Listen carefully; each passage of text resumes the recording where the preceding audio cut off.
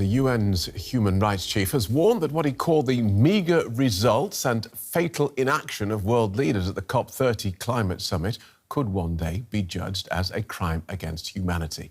Nations reached a modest agreement in the Brazilian city of Belem on Saturday, accepting weaker language on phasing out fossil fuels in order to preserve unity.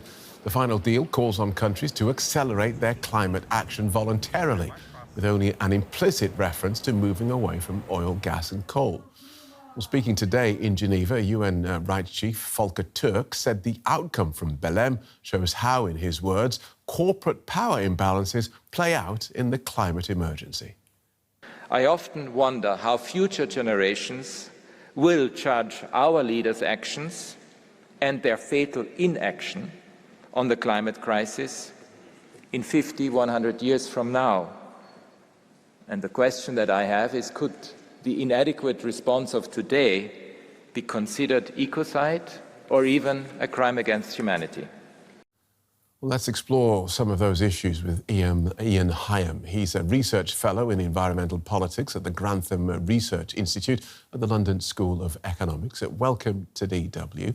Do you regard COP30 in Belem as a failure? Well, thank you for having me on. And I don't think I would regard it as a failure. I would regard it as a serious disappointment. I think that clearly the ambition level is not where it needs to be to ensure that we avert sort of the worst consequences of climate change. But you know, the momentum is still there to some extent, and the negotiations didn't completely collapse without any deal, and I think that's a low bar, isn't it? That's a low bar. They weren't ambitious, and it didn't completely fall apart. So well done us. How much do the absence of the United States embolden petroleum-producing companies to block that stronger language on the phase-out of the use of fossil fuels? I mean, so certainly without the United States, I mean, we can argue, right, that there's a lack of leadership. The U.S. has been a major player in global multilateralism, and has often been sort of the power broker that's able to get consensus at the end of these negotiations. So that is significant. Then again, with Trump in power, had the U.S. been there, I'm not sure that they would have been playing that role under this administration, given their policies and their views on climate change. And I also think we need to think that even with the U.S. there, this is a consensus-based decision-making process. So while the U.S. leadership might be able to do some kind of power brokering, there would still be the ability to resist agreement. And of course, you know, this is happening in a wider context of geopolitical gridlock and fragmentation. I'd like to come back to that point, but first, we've got Volker Türk warning that what he called corporate power imbalances helping to produce this COP's meagre results. Do you see evidence that fossil fuel industry influence is overpowering the negotiation process? And if so, show us how that shows up most clearly.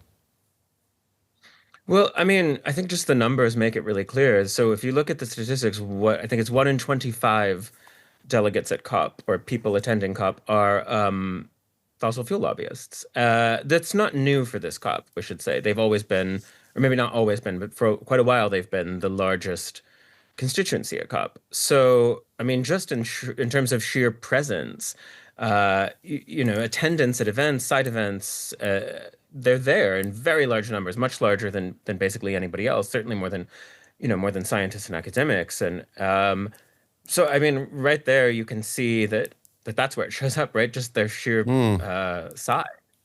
Right. So, yes, I do think it's a power imbalance, and I think the numbers make that really, really plain. So it seems from what you've said that the sensible thing to do would either be to stop having these meetings or completely change the way they operate, change the need for consensus and do something about the power and influence of oil industry lobbyists.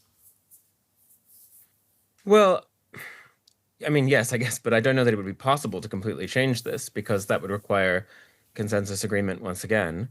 But certainly there needs to be I think, a much more regulated role for the participation and attendance of the fossil fuel industry, and probably a more elevated role from voices that get marginalized, like indigenous communities, um, children, youth groups, and also, of course, academics and scientists. And so is there any bloc or coalition today that has the political weight to hold those oil-producing countries accountable? I mean, this is difficult in these negotiations, at least in that context. Of course, it is, as I said, I've said it a couple of times, but it's a consensus-based decision-making model. So when when one country opposes something, then it doesn't pass, and that has happened.